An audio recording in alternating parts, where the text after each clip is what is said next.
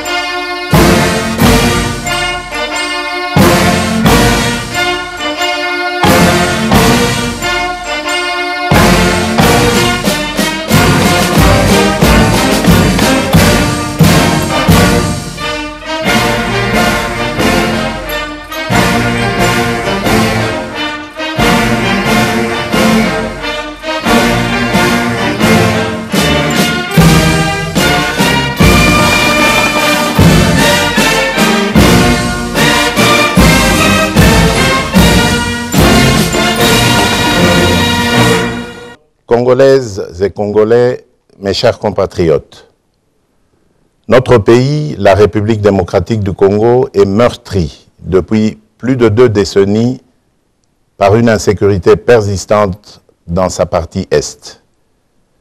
Les conséquences sur nos frères et sœurs de l'Est, mais aussi sur l'écosystème et l'image de notre pays sont incalculables. Devenu le point d'éclosion des mouvements rebelles et des groupes armés ainsi que le point d'entrée des forces négatives étrangères qui y sèment la désolation, la partie est de notre cher et beau pays est aujourd'hui stigmatisée pour des pillages et des exactions dont sont victimes ces populations. Cette image écornée, dont la conséquence immédiate est la méfiance de l'opinion tant nationale qu'internationale, n'est pas de nature à favoriser le développement et le bien-être des populations congolaises. Ceci implique qu'aucun Congolais digne de ce nom ne devrait rester indifférent vis-à-vis de ce qui se passe depuis trop longtemps dans cette partie du territoire national. Mes chers compatriotes, au moment où je m'exprime face à vous, j'ai à l'esprit mes engagements solennels pris lors de la course à la magistrature suprême et que j'ai réitéré lors de mon investiture.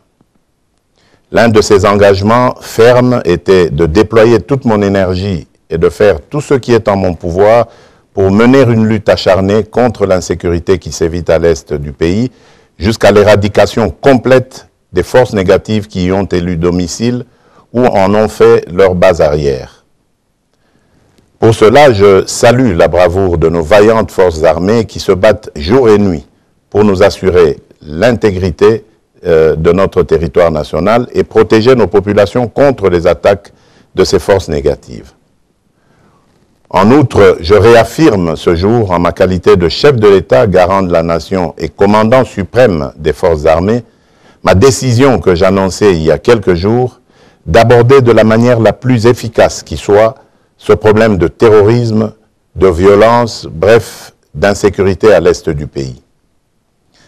Mes chers compatriotes, je m'engage dans cette lutte avec la détermination de trouver une solution définitive à l'inacceptable situation de l'Est. Attentif et sensible à ce que réclame mon peuple, j'entends le cri de détresse de notre population en général et je ressens en particulier les douleurs qu'éprouvent nos mères, nos sœurs et nos filles dans ces provinces ravagées par la barbarie.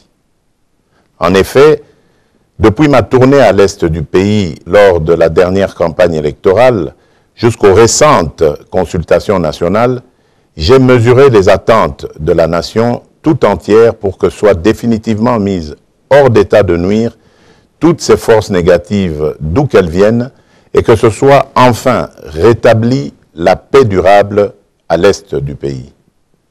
Cette paix est la condition sine qua non de notre bonheur et du développement de notre pays. C'est pourquoi, prenant la mesure de la situation et usant des prérogatives constitutionnelles me conférées par les articles 69, 85, 144 et 145 de la Constitution, et après concertation avec le Premier ministre et les présidents des deux chambres du Parlement national, Conseil supérieur de la défense entendu, j'ai décidé de proclamer l'état de siège sur toute l'étendue des provinces de l'Ituri et du Nord Kivu. Des dispositions subséquentes seront annoncées dans les heures qui suivent. J'invite dès lors chaque Congolaise et chaque Congolais, où que vous vous trouviez, à une mobilisation totale pour faire front avec nos forces armées déployées pour sécuriser notre territoire. Nos vaillants militaires doivent être appuyés par une prise de conscience collective de tous leurs compatriotes à titre de réconfort et leur serment de défendre la patrie et l'intégrité du territoire national. À cet effet, j'exhorte le peuple congolais tout entier à adopter pendant cette période une attitude responsable à tous égards. Ainsi donc, je recommande plus particulièrement au gouvernement de la République de ne ménager aucun effort pour assurer la logistique nécessaire aux forces armées déployées au front. À la classe politique tout entière de ne mener aucune action de nature à saboter ni à décourager nos forces armées. Aux hommes et aux femmes des médias d'appuyer à travers leurs programmes respectifs l'action des forces armées.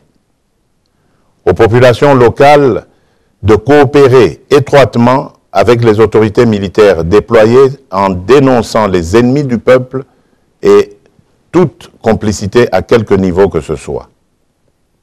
À toutes les couches sociales internes et à nos compatriotes vivant à l'extérieur du pays, d'exprimer la solidarité et la cohésion nationale avec le peuple de l'Est et de rester vigilants et attentifs pendant cette période et plus que jamais à cette cause salutaire jusqu'au rétablissement total de la paix.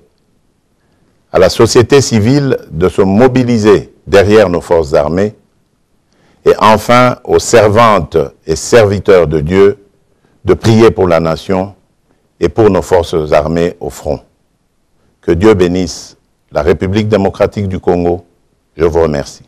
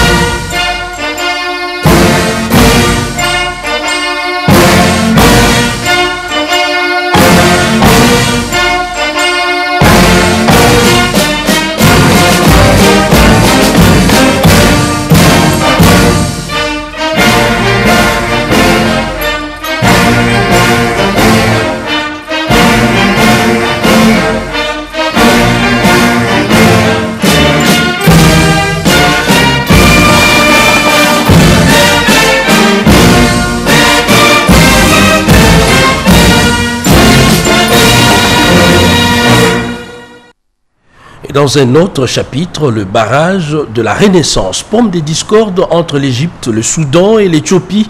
Eh bien, le chef de l'État et président en exercice de l'Union africaine, Félix-Antoine Tshisekedi, préconise une solution concertée. Le président de la République a reçu une délégation soudanaise. D'autres précisions dans ces reportages suivants. Trouver une solution à l'africaine aux problèmes africains, tel est le leitmotiv du chef de l'État, Félix-Antoine Tshisekedi Tshilombo, sur la question du barrage de la Renaissance qui divise Égyptiens, Éthiopiens et Soudanais. Après la tripartite de Kinshasa autour de cette question, le président en exercice de l'Union africaine, Félix-Antoine Tshisekedi Tshilombo, poursuit le dialogue avec chacun des protagonistes en vue d'une solution concertée qui garantit les intérêts de toutes les parties. Pour la ministre soudanaise des Affaires étrangères, Dr Mariam Al-Massoura Al-Sadia Al-Madi, reçue ce matin autour de cette question, un accord légal entre les parties est un préalable avant tout remplissage du bassin. Nous avons été entendus par M. le Président qui nous a avancé des propositions très utiles pour cette question. Il y a eu une concordance de point de vue avec M. le Président donc, sur la nécessité d'arriver à un accord avant le deuxième remplissage et nous allons recevoir M. le Président très prochainement à Khartoum dans une tournée dans les 3 pays et nous allons évoquer les voies possibles, les voies à suivre dans cette question. Monsieur le Président nous a aussi donné la bonne nouvelle qu'il y a des consultations entre Son Excellence et Monsieur le Secrétaire Général des Nations Unies et l'administration américaine. Il y aura un envoyé spécial américain à Kinshasa. Donc les 3 partenaires évoqueront ensemble les possibilités d'arriver à un accord sur cette question. Pour ce qui concerne les 3 pays, c'est une question africaine, mais c'est une question de rivière transfrontalière. Donc cette question de rivière transfrontalière est régie par des lois internationales, par des règles internationales. Donc il est important que nous ayons l'expertise et l'avis des partenaires internationaux sur cette question. Visiblement satisfaite de la proposition du président en exercice de l'Union africaine, la patronne de la diplomatie soudanaise a accueilli avec satisfaction la visite d'État du président dans chacun des 3 pays. La sécurité dans la partie Est, on en parle encore dans ce journal, une préoccupation nationale. Le chef de l'État vient de le souligner dans son allocution de tout à l'heure. Le secrétaire général de la Conférence épiscopale nationale du Congo, l'abbé Donancien Cholé, a remis un mémorandum au président de la Chambre basse du Parlement, Christophe Mbosso. D'autres explications avec Sylvie Moembo, Bernard Bodo et Jérémy Kawete. Nord Kivu, Ituri, 2 provinces de la République démocratique du Congo ont été déclarées en état de siège par le chef de l'État, Félix-Antoine Tshisekedi Tshilombo, pour les atrocités qui sévissent au quotidien dans cette partie de la République. La Conférence épiscopale nationale du Congo et l'Association des conférences épiscopales d'Afrique centrale viennent de prendre l'engagement d'accompagner les institutions de la République pour le bien-être de la population. Un mémo de l'Église catholique pour appuyer le travail de l'Assemblée nationale qui avait mis en place une commission temporaire et spéciale pour la situation dans l'Est du pays a été remis au speaker de la Chambre basse du Parlement, Christophe Mbosoko Diapwanga, par le secrétaire général de la SENCO, abbé Donatien Cholé. Nous ne pouvons pas dormir tant que la situation n'évolue pas là. Vous avez suivi dernièrement, on a même tué un religieux. C'est un musulman, demain ça sera un catholique, ça sera un protestant, donc nous sommes tous concernés. Nous avons salué la dynamique mise en place par le président de l'Assemblée nationale pour jusqu'à diligenter une enquête parlementaire à l'Est. La CEAC, l'Association des conférences épiscopales d'Afrique centrale et la SENCO avait diligenté une mission de réconfort et de solidarité à l'Est. Et fort de cette mission, ils ont fait un plaidoyer adressé le 20 février au chef de l'État. Et les évêques avaient pris l'engagement de faire le même plaidoyer auprès, entre autres, du Parlement et du gouvernement. La réussite dans l'Est réside dans la mobilisation de toutes les composantes de notre société. En ce jour de travail dans le Haut-Katanga, le Premier ministre Jean-Michel Samaloukonde a échangé tour à tour avec les représentants des organisations de la société civile locale, les groupes de pression, mais aussi les autorités coutumières. Marcel Moubenga, Pati Tondouangou pour le compte rendu suivant. La recherche de solutions durables pour la sécurité, la paix et le développement socio-économique de la province du Haut-Katanga nécessite l'implication de tous. C'est ce qui justifie l'audience qu'a accordée le Premier ministre, chef du gouvernement Jean-Michel Samaloukonde Kyenge à la délégation des chefs coutumiers du Grand Katanga avec à sa tête les chefs Kaponda Lubendo. Il n'y a pas de développement sans route, dit-on. La question liée aux infrastructures de base et à la sécurité a été évoquée lors de cette rencontre. Pour ces gardiens de la tradition, il faut en premier lieu bannir le tribalisme. Il faut s'aimer en tant que Congolais. Nos entités, vraiment, il y a beaucoup de problèmes. Concernant des routes, des bancs, tout ça, donc on a suggéré ça à son excellence, monsieur le Premier ministre. Il a accepté de nous aider. Alors nous, en tant que chefs coutumiers, nous prenons toujours la paix dans nos entités et tout ça. Et nous travaillons sur ça, avec la notabilité que nous dirigeons. Même son des cloches du côté des organisations de la société civile et des groupes de pression du Katanga, reçus en second lieu par le Premier ministre. Pour ces deux groupes, il faut de la volonté et des réformes pour parvenir au développement des entités, surtout reculées de la province du Haut-Katanga. Le Premier ministre a beaucoup plus insisté sur l'adhésion populaire de toute la communauté nationale et Haut-Katangaise en particulier, pour accompagner le gouvernement afin d'atteindre ses objectifs et surtout dans le milieu reculé, dans nos territoires où les gens ont besoin du développement durable et palpable. Le chef de l'exécutif national, Jean-Michel Samaloukonde Kyenge, est plus que déterminé de voir le social des Katangais s'améliorer et la paix s'installer dans cette province, comme le souhaite le chef de l'État, Félix-Antoine Tshisekedi Tshilombo. L'information comme bien public, c'est sous ces thèmes que le professionnel des médias célèbre ce 3 mai la journée mondiale de la liberté de la presse. En RDC, le ministre de la Communication et Médias, Patrick Mouyaya, est revenu sur le rôle des médias et annonce en même temps la tenue des états généraux de la presse. Jessica Bassele nous en dit un peu plus. Ministre de la parole.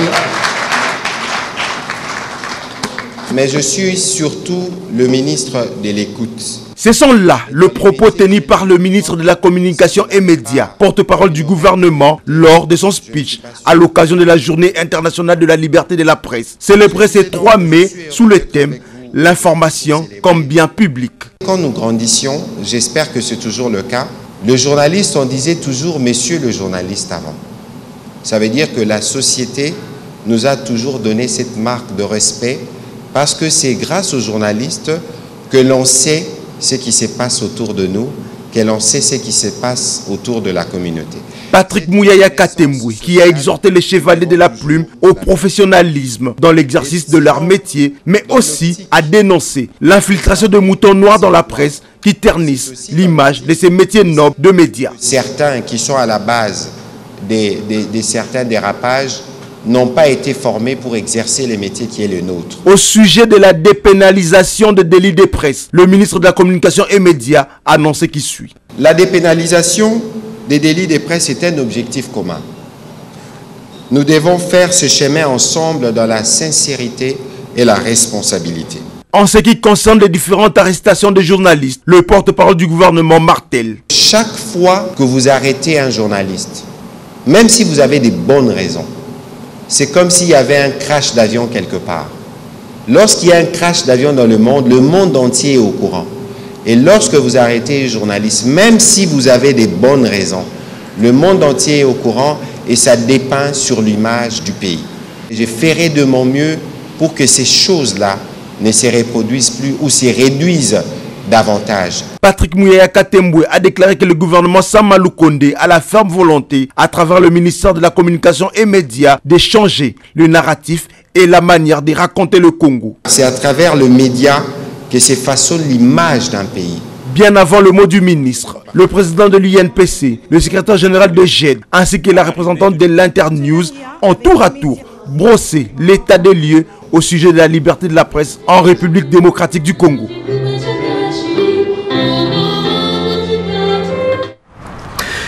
2 mois d'arrêt de travail à la fonction publique et une reprise sous fond des dialogues, eh bien, le vice-premier ministre, ministre de la fonction publique, Jean-Pierre Liaou, imprime une nouvelle méthode, une nouvelle approche dans les dialogues sociaux avec les agents de carrière de l'État.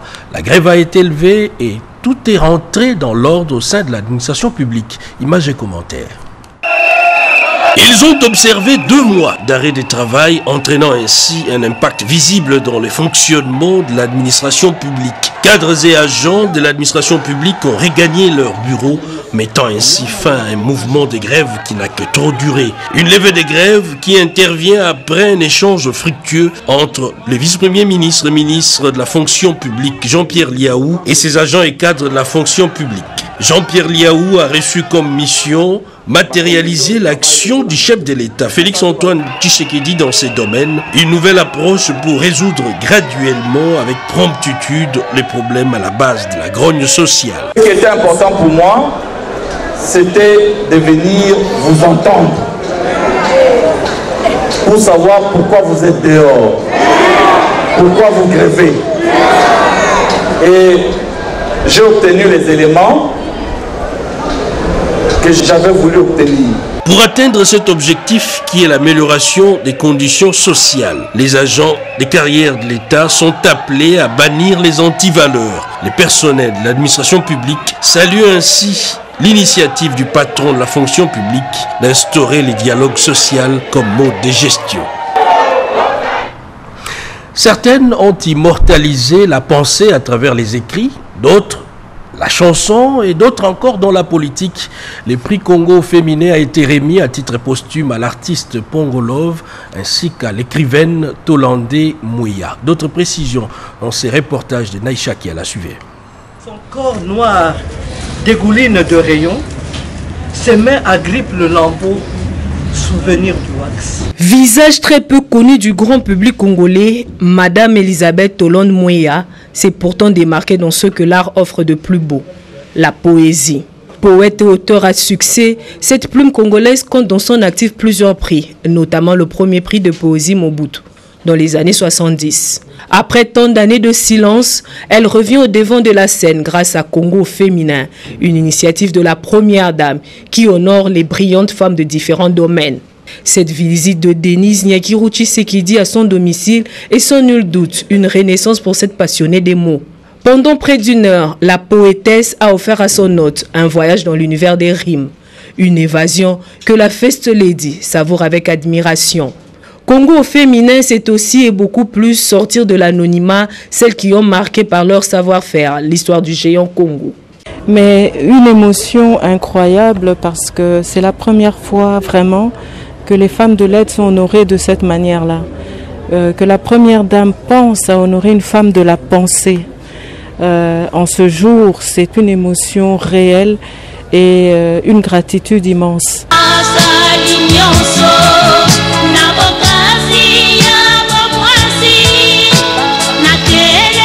De la poésie à la musique, la frontière est quasi inexistante.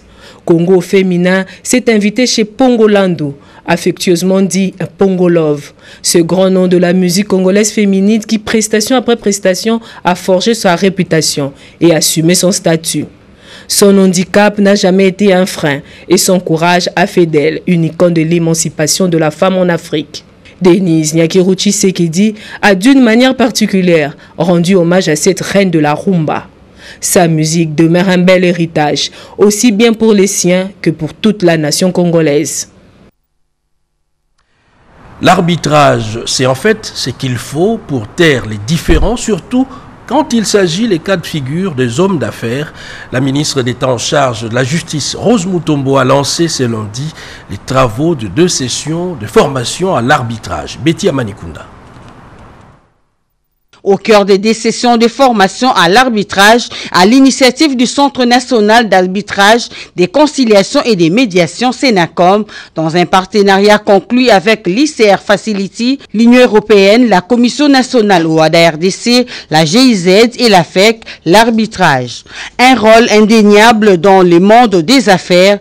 Par essence, ce concept est un processus qui consiste à soumettre un différend à un ou des arbitres. C'est tout l'intérêt considère qu'il faut attacher à ces assises d'une grande utilité pour ceux qui sont commis à la tâche de pratiquer l'arbitrage. Ces points ont été mis en relief à l'ouverture des travaux par la ministre d'État, ministre de la Justice et garde des Sceaux, Rose Mutombo Kiese. Je suis convaincu qu'à l'issue de cette formation, vous serez suffisamment outillés pour répondre aux défis qui attendent la justice en général et l'arbitrage en particulier, en termes de qualité de sentence que vous aurez à rendre. Il y a de la crédibilité de l'arbitrage. Les opérateurs économiques en général et les membres de la FEC en particulier sont à compter parmi les mieux placés pour comprendre tout l'intérêt qui entoure ces assises, comme l'a témoigné Albert Youma, président du patronat congolais. Autant la FEC s'est battue pour l'adhésion de notre pays à l'OADA, avec le ferme espoir de donner une nouvelle dimension à notre justice, autant notre fédération s'investit toujours pour une justice juste et rapide en faveur principalement des opérateurs économiques. L'arbitrage est un élément clé dans l'amélioration du climat des affaires dans un pays qui a souscrit au système OADA, tenait à le faire remarquer Béassikou, président de la Sénacom. La tenue de ces travaux marque la volonté de la ministre d'État, Rose Mutombo, de redorer l'image de la justice congolaise, un des piliers majeurs dans la restauration d'un état de droit prôné par le président de la République, Félix-Antoine Tshisekedi Tshilombo. C'est le secteur qui retient toute l'attention de l'opinion, l'enseignement primaire, secondaire et technique. Comment sont gérées les ressources allouées à ces secteurs? Écoles fictives, agents fictifs. Le nouveau ministre a échangé évidemment avec les responsables des services de son secteur. Anastasie Doumbou et Jean-Pierre Chibango. Le ministère de l'enseignement primaire, secondaire et technique doit être redressé et procurer à l'enseignant un salaire de base convenable en tenant compte de l'authenticité des fichiers. C'est le souhait du ministre de l'EPST, Tony Mwaba, qui dit non au laxisme. Le patron de l'EPST a reçu tour à tour les différents responsables des services sous sa tutelle. Il s'agit notamment du secrétaire général à l'EPST, l'inspecteur général AI, le directeur national du CECOP et le directeur général du FPN. Il a été question de faire l'état des lieux du ministère avec tout ce qu'il y a comme problème. Dans le sens de la gratuité, vous savez, cette histoire d'écoles fictives, du personnel non payé, des nouvelles unités, c'est un couac, c'est une épine, n'est-ce pas, au ministère et au gouvernement. Nous, à notre niveau, mission régalienne de l'inspection générale, il faut arriver à produire un répertoire.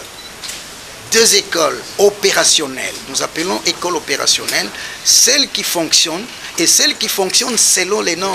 Le numéro 1 de l'EPST, accompagné de son vice, a pour sa part exhorté ses collaborateurs à matérialiser la vision du chef de l'État, Félix-Antoine Tshisekedi Tshilombo, celle d'assurer un enseignement de qualité. L'accès à l'enseignement primaire et l'exigence de la gratuité constituent les principaux fondamentaux à l'éducation. Il promet de travailler en synergie avec l'IGF pour éviter toute tentative à la fraude. Et les secteurs de l'électricité et ses réformes, privatisation, libéralisation, des processus parfois complexes, un ouvrage vient enrichir les rayons de nos bibliothèques et qui parle justement de réforme du secteur de l'électricité en RDC. Edith Chala nous en donne le contenu dans ses reportages. 6 chapitres pour présenter une problématique qui gêne sensiblement le développement de la République démocratique du Congo. Rémi Kachoko a enrichi les bibliothèques du savoir en électricité. Réforme du secteur de l'électricité de la République démocratique du Congo, les écueils d'une politique de développement. C'est le titre du volume qui a été porté sur les fonds baptismaux par le sénateur Didier Moumengi. Au nom des écrivains congolais, au nom des imprimeurs et éditeurs congolais, au nom des libraires congolais et de tous les intellectuels congolais, je baptise cet ouvrage en espérant qu'il va assiéger nos bibliothèques et qu'il participera comme il se doit à la rédemption du secteur de l'électricité dans notre pays. L'auteur, Rémi Kachoko, soulève des interrogations, il propose des solutions et interpelle les pouvoirs publics. 9% du taux d'accès à l'électricité dans un pays pourvu d'une hydrographie impressionnante, un solaire enviable, la responsabilité de la classe politique est entamée. Mais il est possible de mieux faire. Cet ouvrage, qui se vend à un prix abordable, a trouvé des preneurs sur place dans la salle et l'auteur a signé des autographes. Publié aux éditions L'Harmattan, l'ouvrage a été décortiqué par le professeur Jean-Baptiste Tagouma. Un pont entre la Turquie et la RDC pour renforcer, bien plus augmenter les volumes des échanges commerciaux. Une conférence est tenue dans la grande salle de conférences des affaires étrangères, en prélude évidemment du Forum économique international pour l'Afrique prévu en Turquie. On en parle dans ses commentaires. Sur initiative du ministère des Affaires étrangères à travers sa direction des Congolais de l'étranger en partenariat avec RD Connection, la Chambre de commerce RDC France, la grande salle de conférence des affaires étrangères a arboré pour un temps les couleurs du monde des affaires. En prévision du Forum international pour l'Afrique prévu à Istanbul en Turquie, ces assises se sont focalisées sur les opportunités qu'offre cette rencontre internationale en termes de débouchés commerciaux dans le cadre d'une coopération win-win, comme l'explique Madame le directeur général de RD Connection. C'est une conférence d'information parce que nous sommes en train de partir en Turquie, rencontrer d'autres entreprises. Il y a près de 20 000 entreprises attendent l'Afrique. Donc ils vont nouer des partenariats gagnant-gagnant et nous voulons que notre Afrique puisse aussi émerger. Nous voulons tout à ne pas rater en tant que... Vraiment nous sommes aussi au niveau de l'Afrique. C'est notre président qui porte aujourd'hui l'Union africaine. Donc nous avons double casquette donc, en tant que pays et en tant qu'organisation de l'Union africaine. Et nous voulons briller partout où nous serons et amener surtout plusieurs entreprises congolaises à venir à cette manifestation. Ces grands rendez-vous économiques en terre turque aura comme thème les opportunités d'investissement et partenariat avec la Turquie. Le président de la République l'a dit dans son allocution tout à l'heure, une série d'ordonnances à présenter au public a été signée par lui-même. On va le découvrir tout à l'heure avec les porte-paroles du chef de l'État, Tarsis Kasongomoy Mayambamba, qui est avec moi sur ces plateaux. Bonsoir, monsieur le porte-parole. Bonsoir, Cédric. Le contenu de ces ordonnances. Ordonnance numéro 21-015 du 3 mai 2021 portant proclamation de l'état de siège sur une partie du territoire de la République démocratique du Congo. Le président de la République, vu la Constitution telle que modifiée par la loi numéro 11002 du 20 janvier 2011 portant révision de certains articles de la Constitution de la République démocratique du Congo du 18 février 2006, spécialement en ses articles 61, 69, 79, 85, 144 et 145. Vu la loi organique numéro 11012 du 11 août 2011 portant organisation et fonctionnement des forces armées, spécialement en ses articles 2.14, 5, 7, 9, 12 et 124. Vu la loi organique numéro 11013 du 11 août 2011 portant organisation et fonctionnement de la police nationale congolaise, spécialement en ses articles 14, 18, 80 et 81. Vu la loi numéro 23-2002 du 18 novembre 2002, telle que modifiée et complétée à ce jour, portant Code judiciaire militaire, spécialement en ses articles 115, 173, 224, 306, 308 et 316. Vu l'ordonnance numéro 20-016 du 27 mars 2020 portant organisation et fonctionnement du gouvernement, modalités de collaboration entre le président de la République et le gouvernement, ainsi qu'entre les membres du gouvernement, spécialement en ses articles 62, 63 et 64. Vu l'arrêt sous R-Const 61 TSR du 30 novembre 2007 de la Cour suprême de justice, toutes sections réunies, siégeant en matière d'appréciation de la conformité à la Constitution du règlement intérieur du Congrès. Vu l'arrêt sous R-Const 1200 du 13 avril 2020 de la Cour constitutionnelle siégeant en matière de contrôle de constitutionnalité. Considérant que la situation qui sévit dans la province de l'Ituri et dans la province du Nord-Kivu est de plus en plus préoccupante de par sa nature et sa gravité et qu'elle constitue d'une manière immédiate une menace contre l'intégrité du territoire national, affectant ainsi le fonctionnement régulier des institutions.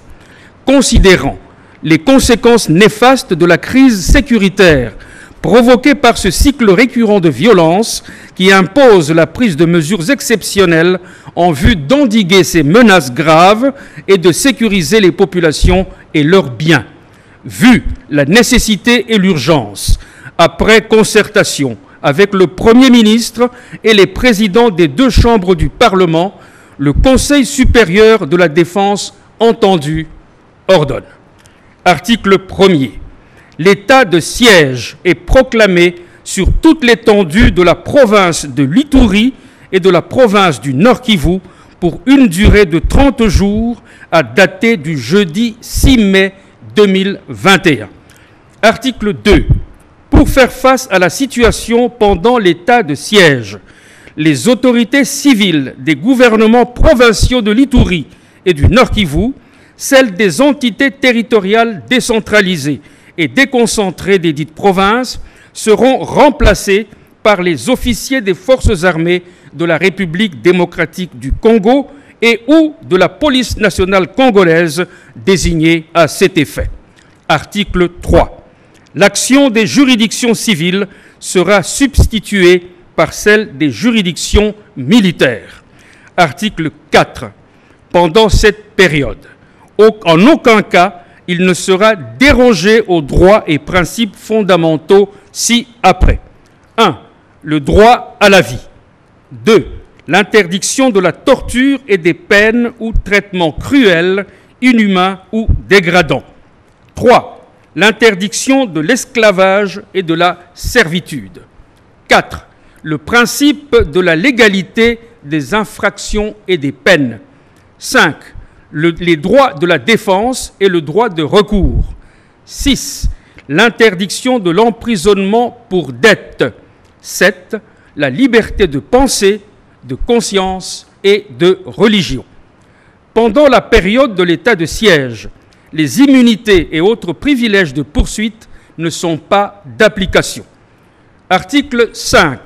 Les mesures prises en application de la présente ordonnance cessent de produire leurs effets après l'expiration du délai prévu à l'article 1er ci-dessus, à moins que l'Assemblée nationale et le Sénat, saisis par le Président de la République sur décision du Conseil des ministres, n'en aient autorisé par prorogation pour des périodes successives de 15 jours. Article 6. Le vice-premier ministre, ministre de l'Intérieur, Sécurité, Décentralisation et Affaires coutumières, le ministre d'État, ministre de la Justice et garde des Sceaux, ainsi que le ministre de la Défense nationale et anciens combattants sont chargés, chacun en ce qui le concerne, de l'exécution de la présente ordonnance qui sort ses effets à la date de sa signature. Faite à Kinshasa le 3 mai 2021, Félix Antoine Tshisekedi Tshilombo, Jean-Michel Sama Lukonde Kyenge, Premier ministre, pour copie certifiée conforme à l'original, Kinshasa le 3 mai 2021, le cabinet du président de la République, Guilain Nyembo Mbouizia, directeur de cabinet. Ordonnance numéro 21016 du 3 mai 2021 portant mesures d'application de l'état de siège sur une partie du territoire de la République démocratique du Congo.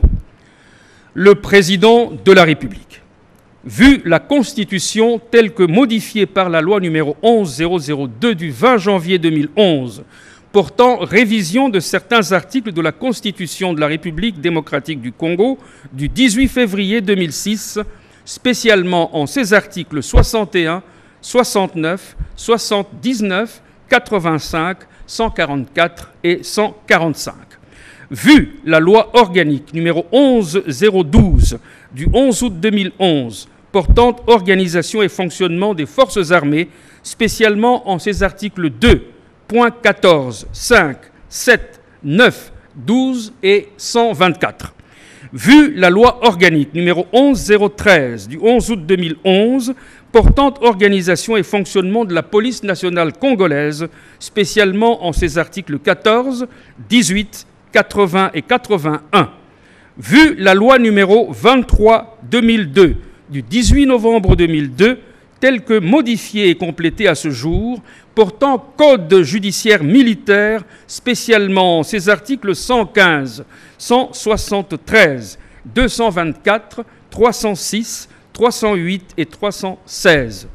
Vu l'ordonnance numéro 20016 du 27 mars 2020 portant organisation et fonctionnement du gouvernement, modalités de collaboration entre le président de la République et les gouvernements ainsi qu'entre les membres du gouvernement, spécialement en ses articles 62, 63 et 64. Vu l'ordonnance numéro 21015 du 2 mai 2021 portant proclamation de l'état de siège sur une partie du territoire de la République démocratique du Congo.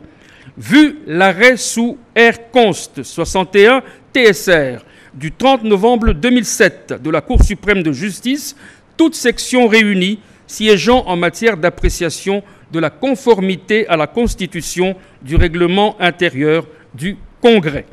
Vu l'arrêt sous R-Const 1200 du 13 avril 2020 de la Cour constitutionnelle siégeant en matière de contrôle de constitutionnalité, considérant que la situation qui sévit dans la province de l'Ituri et dans la province du Nord Kivu est de plus en plus préoccupante de par sa nature et sa gravité, et qu'elle constitue d'une manière immédiate une menace contre l'intégrité du territoire national, affectant ainsi le fonctionnement régulier des institutions.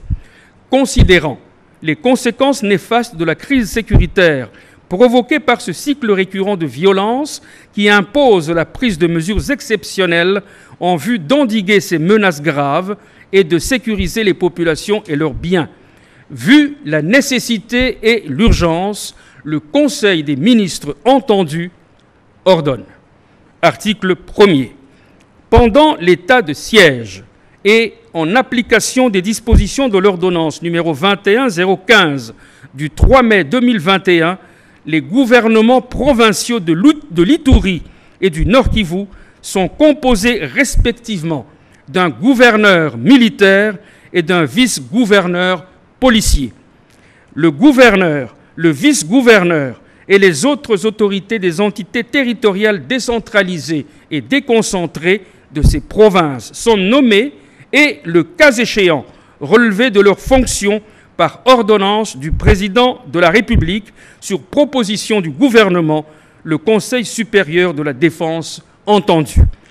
Les gouvernements provinciaux ainsi que les assemblées provinciales des dites provinces, telles que définies à l'article 198 de la Constitution, sont suspendues et leurs prérogatives sont transférées aux autorités militaires provinciales visées à l'alinéa précédent.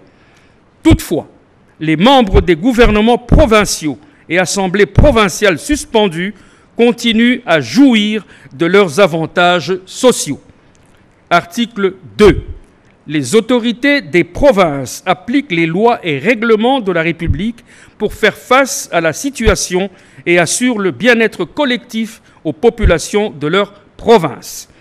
Dans l'exercice de leurs fonctions, le gouverneur relève du ministre ayant la défense nationale dans ses attributions.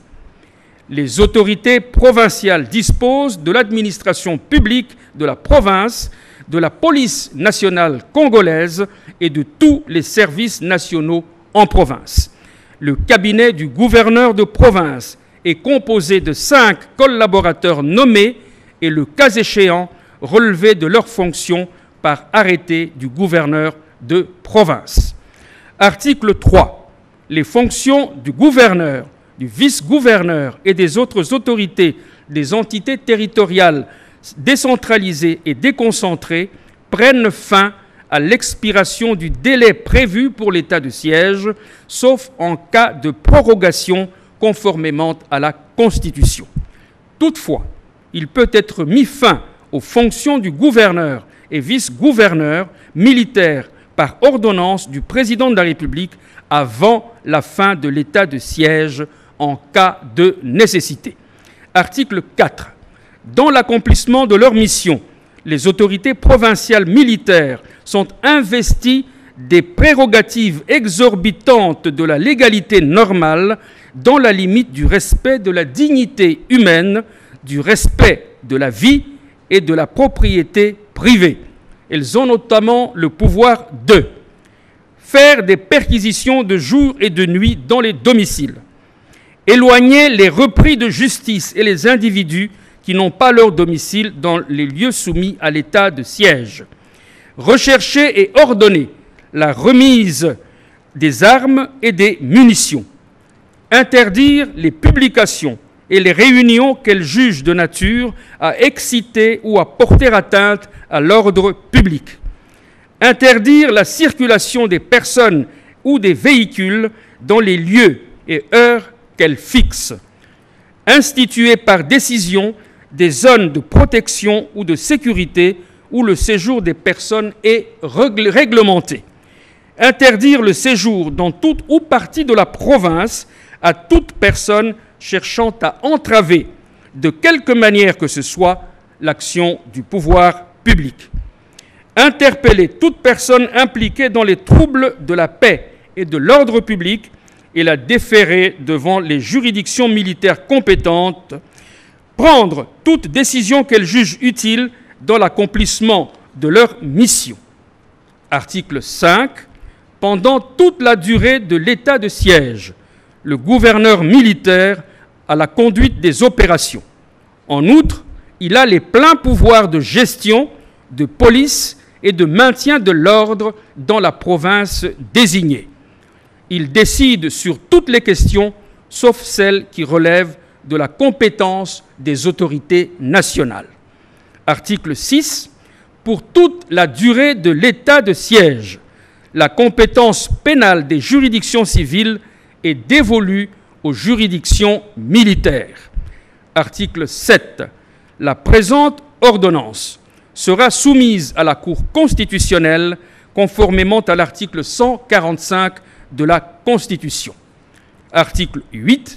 Le vice-premier ministre, ministre de l'Intérieur, Sécurité, Décentralisation et Affaires coutumières, le ministre d'État, ministre de la Justice et garde des Sceaux, ainsi que le ministre de la Défense nationale et anciens combattants sont chargés, chacun en ce qui le concerne, de l'exécution de la présente ordonnance qui sort ses effets à la date de sa signature, faite à Kinshasa le 3 mai 2021, Félix Antoine Tshisekedi Tshilombo, Jean-Michel Sama Lukonde Kyenge, Premier ministre, pour copie certifiée conforme à l'original, Kinshasa le 3 mai 2021, le cabinet du président de la République, Guilain Nyembo Mbouizia, directeur de cabinet.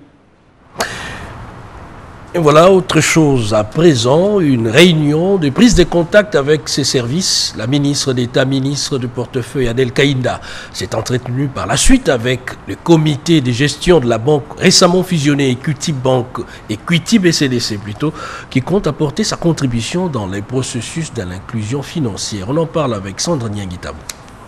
Après un bref séjour dans le Haut-Katanga en mission de service, la ministre d'État, ministre du portefeuille, a répondu présente ce lundi 3 mai 2021 à son poste de travail. Au premier champ de coq, la princesse Adel Kaïna Maïna a échangé avec une délégation de la banque Equity BCDC conduite par son PCA, Nestor Ankiba. Cette banque est venue faire part à la patronne du portefeuille de leur contribution au développement du pays.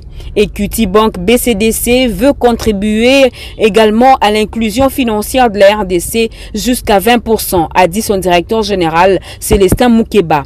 Une nouvelle satisfaisante pour la ministre d'État Adel Kaïna Maïna, car jusqu'ici l'inclusion financière du pays est à 8%. Les différents mots qui rongent les entreprises du portefeuille de l'État ont été passés au crible au cours de cette rencontre entre la ministre d'État, princesse Adel Kaïna Maïna, et les membres du Conseil supérieur du portefeuille, conduit par son président Norbert Nkoubou.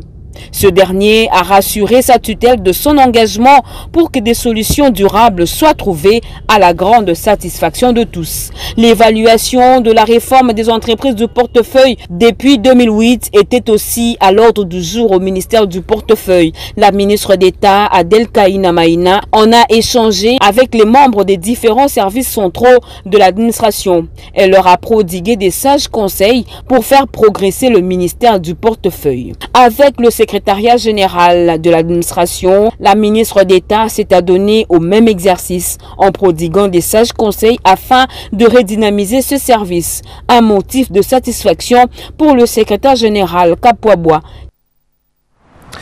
Le territoire de Tchéla, c'est l'une des étapes de la tournée dans le Congo central du secrétaire général de l'UDPS, Augustin Kabouya. L'objectif des activités reste le même, la redynamisation du parti à la base. On en parle avec Alain Bikaï.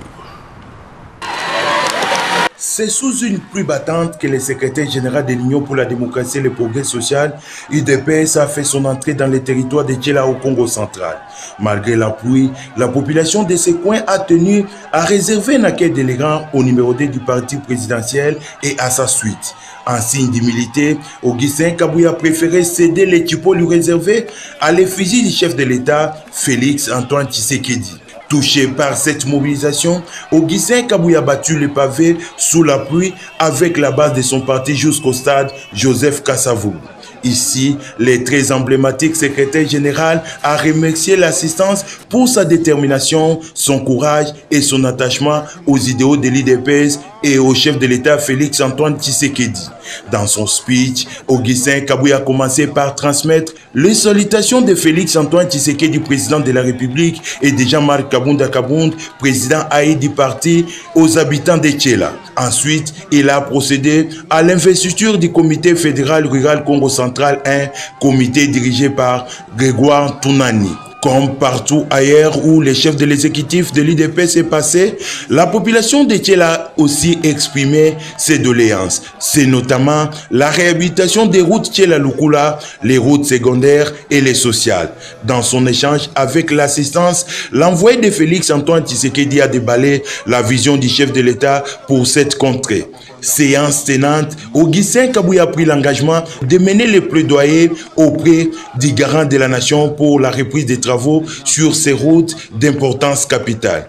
De votre côté, vous devez aussi soutenir et donner les moyens à Félix Antoine Tshisekedi aux échéances électorales à venir pour qu'il achève l'œuvre de la refondation des républiques qu'il a entamée. C'était aussi l'occasion pour lui de fixer les esprits sur l'acte juridique élevant Joseph Kasavubu au rang d'héros national. L'UDPS sur les traces du Sphinx délimité, sujet au cœur d'une conférence débat initiée par la Fédération de Moamba de ses partis. D'autres explications avec Angèle Maviel-Alandre. Étienne Tshisekedi Wamulumba, militant de première heure, incarnait les valeurs morales et démocratiques.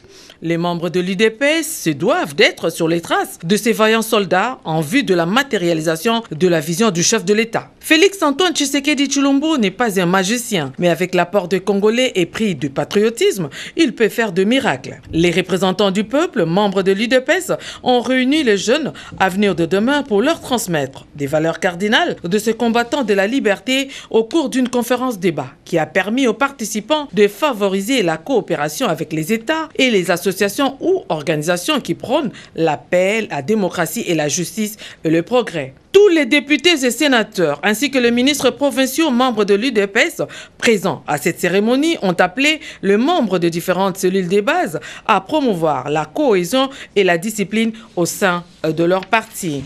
Proposition de 37 ans, aujourd'hui l'UDPS au pouvoir, devait s'adapter à son nouveau statut d'un parti au pouvoir, se restructurer au fin de canaliser des énergies pour la mobilisation et pour des victoire future. Nous avions voulu, au travers de cette conférence, communiquer avec les autorités du parti sur les biens fondés du tshisekédisme Le tshisekédisme, cette doctrine, doit être vulgarisée sur l'ensemble du pays. Ceux qui en détiennent les idéaux doivent multiplier ce genre de rencontres.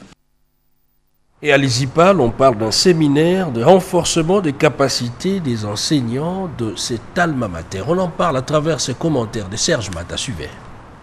Axé sur un certain nombre de matières en faveur des étudiants de l'ISIPA Kinshasa, c'est ce qui justifie ces séminaires organisés par la commission permanente des études en date du 28 au 30 avril dernier sur thème « Gestion des évaluations aux apprenants ». Question d'accompagner les enseignants dans ce travail de l'élite intellectuelle avec 293 participants qui ont bénéficié des brevets à la fin de ces séminaires. Brevet remis par le secrétaire général académique de l'ISIPA, Claude Kikwati. Il y a une cellule que nous appelons Commission permanente des études qui a pour mission d'organiser un certain nombre de séminaires et d'accompagner le travail des enseignants, un travail très important dans la formation de l'élite intellectuelle du pays. Il y a eu plusieurs thèmes, plusieurs exposés, avec des interventions très riches, avec un climat de franchise, un climat de cohésion et aussi parfois de l'humour, somme toute naturel. Et c'est ce climat qui a offert à ce séminaire un caractère de réussite. Ce séminaire est une réussite pour l'ISIPA, car l'ISIPA a offert à la jeunesse un savoir-faire avec beaucoup de technicité. Et voilà, c'est la fin de ce journal sur la RTNC. Madame, Monsieur, merci de l'avoir suivi. Merci surtout à ceux-là qui nous ont suivis depuis la ville de Goma dans le Nord Kivu. Bonsoir chez vous.